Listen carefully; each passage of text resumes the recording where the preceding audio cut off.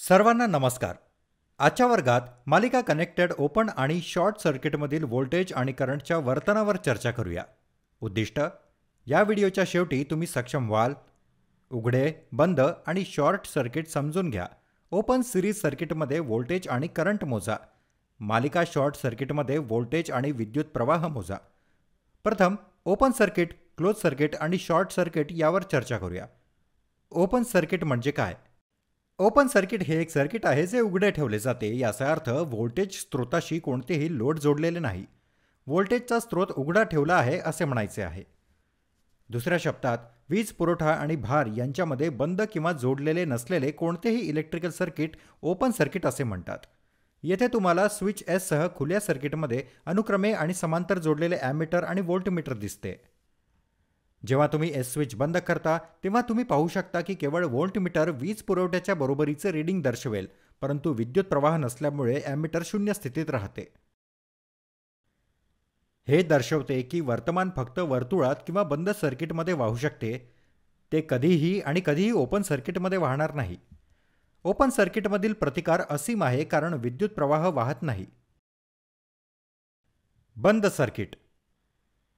बंद सर्किट हे एक सर्किट आहे जेथे वीज पुरवठा किंवा व्होल्टेज स्त्रोत लोडशी जोडलेला असतो.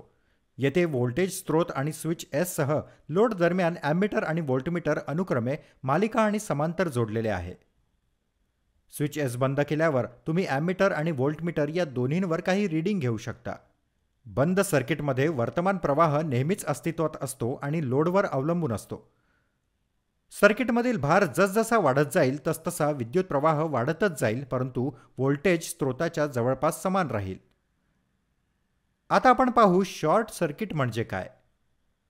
शॉर्ट सर्किट म्हणजे वीज पुरवठा किंवा व्होल्टेज स्त्रोताच्या दोन टर्मिनलला वायर किंवा कंडक्टरने जोडून तयार होणारे सर्किट. येथे स्विच एस सह सर्किटमध्ये ॲमीटर आणि व्होल्टमीटर जोडलेले आहेत. स्विच एस बंद झाल्यावर विद्युत प्रवाह व्होल्टेज स्त्रोतापासून लोडकडे वाहण्यास सुरुवात होते.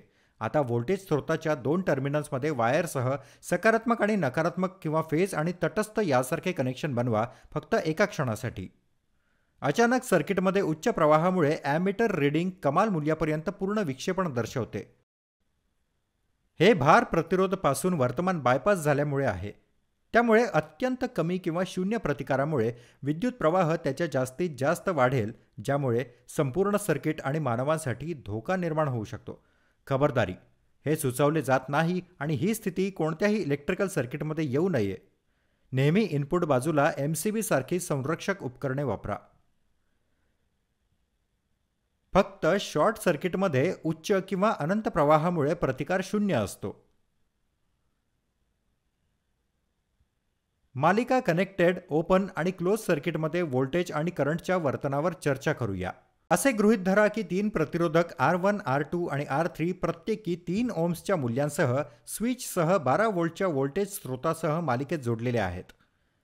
स्विच एस नंतर सर्किटमध्ये 0 ते 5 अँपिअर्स या श्रेणीतील ॲमीटर कनेक्ट करा. सर्किटच्या समांतर 0 ते 20 व्होल्टचे व्होल्टमीटर कनेक्ट करा. रेजिस्टर R2 नंतर सर्किट उघडे राहू द्या.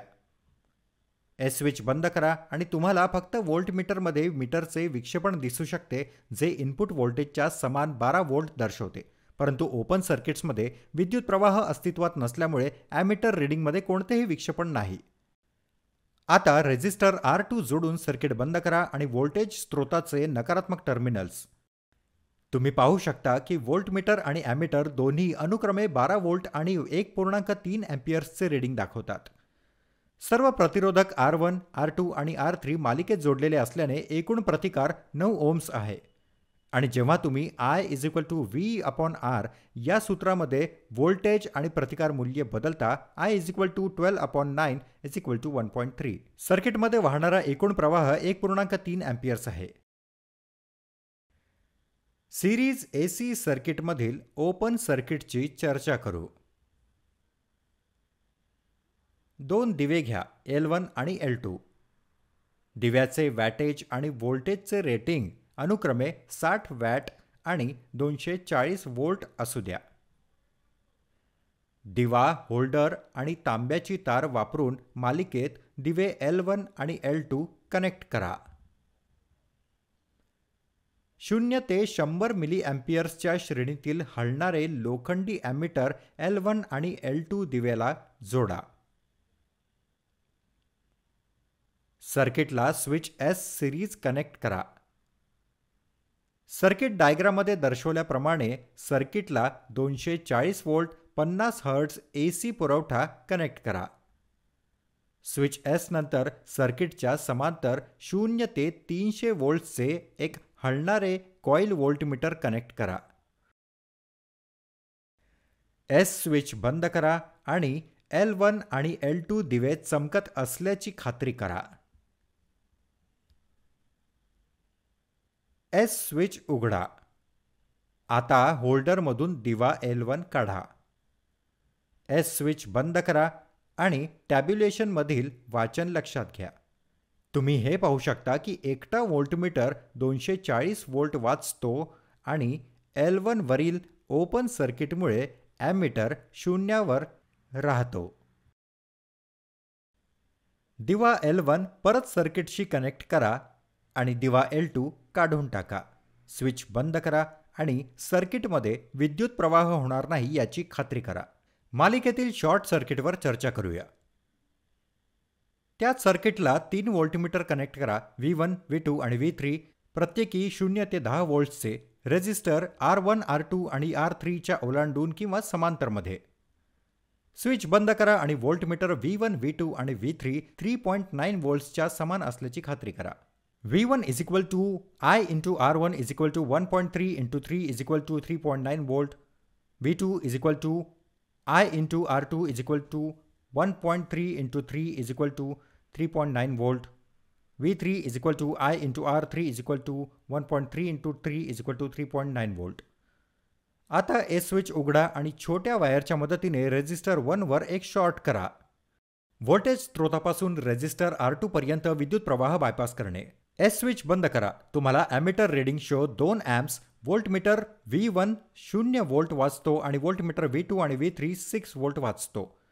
कसे ते आपण चर्चा करूया. येथे रेझिस्टर R1 वर लहान असल्यामुळे व्होल्टेज स्त्रोतामधून विद्युत प्रवाह R1 मध्ये प्रवाहित होणार नाही आणि विद्युत रोधकाभोवती सर्वात सोपा मार्ग अवलंबेल. त्यामुळे रेझिस्टर R1 मध्ये कोणताही विद्युत प्रवाह अस्तित्वात नाही आणि त्यावरील व्होल्टेज ड्रॉप देखील 0 असेल. सर्किटमध्ये फक्त 2 प्रतिरोधक R2 आणि R3 आहेत असे गृहीत धरून जेव्हा तुम्ही I V/R सूत्रामध्ये बदलता तेव्हा एकूण प्रतिरोध 6 ओम्स होतो. I 12/6 2. आम्हाला 2 एम्प्सवर विद्युत प्रवाह मिळतो. S स्विच उघडा. R1 वरून शॉर्ट केलेली वायर काढा आणि R1 आणि R2 या 2 प्रतिरोधकांवर एक नवीन शॉर्ट बनवा. S स्विच बंद करा. तुम्हाला ॲमीटर 4 एम्प्स वाचतो आणि व्होल्टमीटर V1 आणि V2 0 व्होल्ट वाचतो. शॉर्ट केलेल्या वायरमधून प्रवाहित झाल्यामुळे आणि प्रतिरोधक R1 आणि R2 मधून नाही. त्यामुळे सर्किटमध्ये फक्त R3 चे 3 ओम्सचे रेझिस्टन्स व्हॅल्यू राहील. म्हणून जेव्हा आपण सर्किट करंट मोजतो फॉर्म्युलामध्ये 12 व्होल्ट आणि 3 ओम्सची मूल्य बदलून I V/R, I 12/3 4. आम्हाला 4 एम्प्सवर विद्युत प्रवाह मिळतो. शॉर्ट सर्किट नसताना आम्ही 1.3 एम्प्सवर वर्तमान मोजतो. जेव्हा आम्ही रेझिस्टर R1 वर शॉर्ट करतो तेव्हा आम्ही 2 एम्प्सवर वर्तमान मोजतो. जेव्हा आपण R1 आणि R2 मध्ये शॉर्ट करतो तेव्हा आपण 4 एम्प्सवर विद्युत प्रवाह मोजतो. शॉर्ट सर्किटमुळे विद्युत प्रवाह वाढेल हे यावरून दिसून येते. खबरदारी. उपकरणे आणि मानवांना होणाऱ्या धोक्यांमुळे तिन्ही प्रतिरोधकांवर R1, R2 आणि R3 वर शॉर्ट बनवण्याची शिफारस केलेली नाही. AC सिरीज सर्किटमधील शॉर्ट सर्किटच्या परिणामाची चर्चा करूया. L1 आणि L2 असे 2 दिवे घ्या. प्रत्येक दिव्याची पॉवर आणि ऑपरेटिंग व्होल्टेज अनुक्रमे 60 वॅट आणि 240 व्होल्ट असू द्या. मालिकेतील दिवा L1 आणि L2 एकमेकांशी जोडा. 50 hertz AC supply, switch S आणि 0 ते 1 एम्प सरकणारे आयन ॲमीटर सर्किटशी जोडा.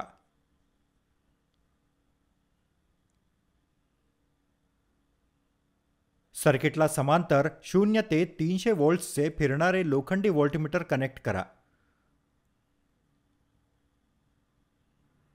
संपूर्ण सर्किट MCBद्वारे AC इनपुट स्त्रोताशी जोडलेले असल्याची खात्री करा. MCB चालू करून आणि S स्विच करून सर्किटला ऊर्जा द्या. तुम्ही L1 आणि L2 दिवा मंदपणे चमकताना पाहू शकता, कारण इनपुट 240 व्होल्टेज प्रत्येक दिवात L1 आणि L2 मध्ये समान रीतीने विभागले आहे. टॅब्युलेशनमध्ये व्होल्टमीटर आणि ॲमीटर रीडिंग लक्षात घ्या.